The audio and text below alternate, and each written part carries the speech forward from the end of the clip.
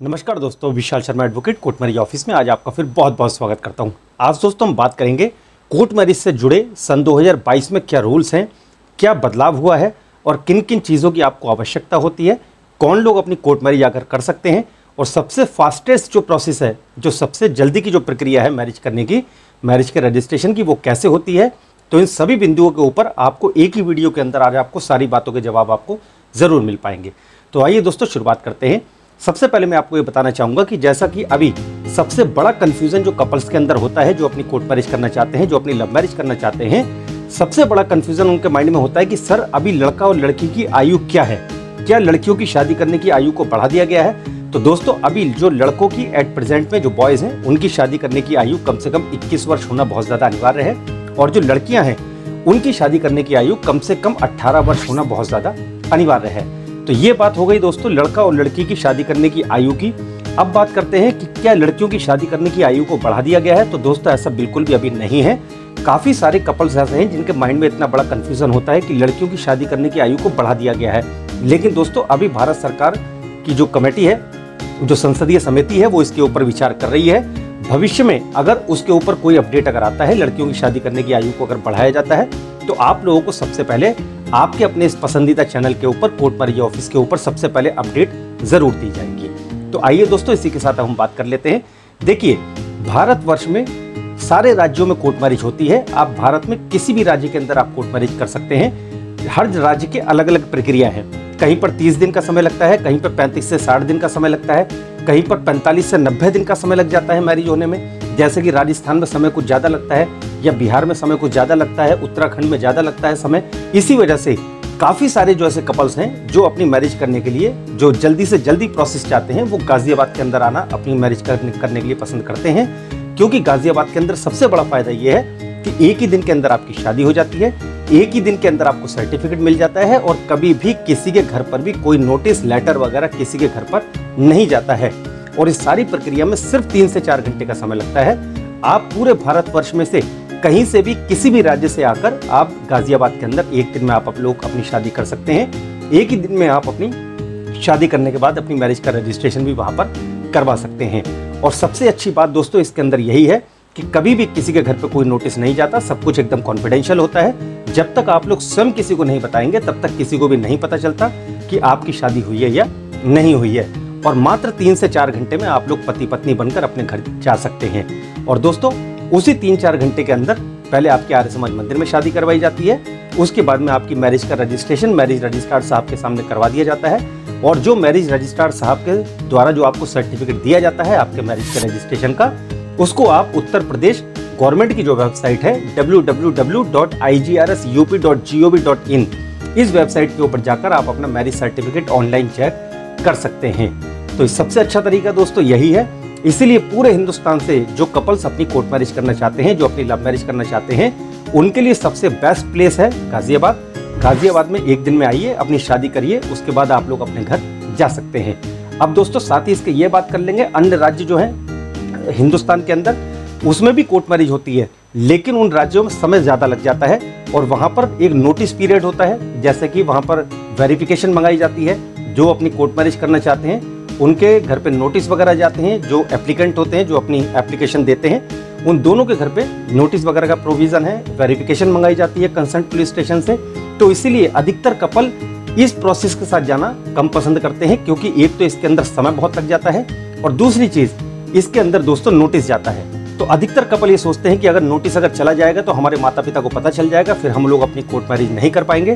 तो यही कारण है कि पूरे हिंदुस्तान से जो भी कपल्स अपनी कोर्ट मैरिज करना चाहते हैं, जो बालिग हो चुके हैं, जिन्होंने डिसाइड कर लिया है, वो लोग गाजियाबाद में आकर अपनी शादी करते हैं। एक ही दिन के अंदर शादी करके वो लोग अपने घर जा सकते हैं। अब दोस्तों इसके साथ में हम बात कर लेते हैं डॉक्यूमेंट्स की। तो अगर आप अपनी शादी गाजियाबाद में आकर करना चाहते हैं तो एक तो आप दोनों के पास में, लड़का और लड़की के पास में, आपका आधार कार्ड होना बहुत ज़्यादा अनिवार्य है। आधार कार्ड के साथ में आप दोनों लोगों के पास में आपका एक आयु का प्रमाण पत्र भी होना बहुत ज़रूरी है। आयु के प्रमाण पत्र में जैसा कि आप अपना या तो 10th क्लास का सर्टिफिकेट लेकर आ सकते हैं, या आपका जन्म प्रमाण पत्र, या ड्राइविंग लाइसेंस, या पैन कार्ड, या आपका पासपोर्ट। पासपोर्ट भी एक इंटरनेशनल डॉक्यूमेंट है, बहुत ऑथेंटिक डॉक्यूमेंट माना जाता है, उसको भी आप लेकर आ सकते हैं अगर आपके पास में है तो। लेकिन आपके आधार कार्ड के साथ में एक आयु का प्रमाण पत्र आप दोनों का होना बहुत ज़्यादा अनिवार्य है। अब दोस्तों कई सारे बच्चे हमसे बोलते हैं कि सर लड़के के पास में आधार कार्ड है, लड़की के पास आधार कार्ड नहीं है, आयु का प्रमाण पत्र दोनों के पास में है, तो क्या कोर्ट मैरिज हो जाएगी? तो दोस्तों बिल्कुल नहीं हो पाएगी। अगर आप यहाँ पर आकर अपनी शादी करना चाहते हैं गाजियाबाद में या दिल्ली में, तो आप दोनों के पास में आपका आधार कार्ड होना बहुत ज़्यादा अनिवार्य है। साथ ही इसके आप दोनों के पास में आप लोगों का आयु का प्रमाण पत्र भी होना बहुत ज़्यादा अनिवार्य है। तो दोस्तों डॉक्यूमेंट्स की बात हमने अब ये क्लियर कर दी।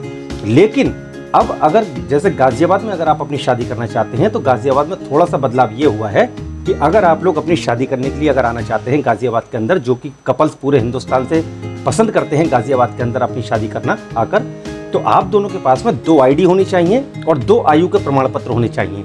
जैसा कि एक आपके पास में आधार कार्ड हो गया आईडी प्रूफ में और एक आपके पास में वोटर आईडी कार्ड हो गया, तो ये आपकी 2 आईडी मानी जाएंगी। और 2 आयु के प्रमाण पत्र, जैसा कि एक आपका पैन कार्ड हो गया और एक आपका 10th क्लास का सर्टिफिकेट हो गया।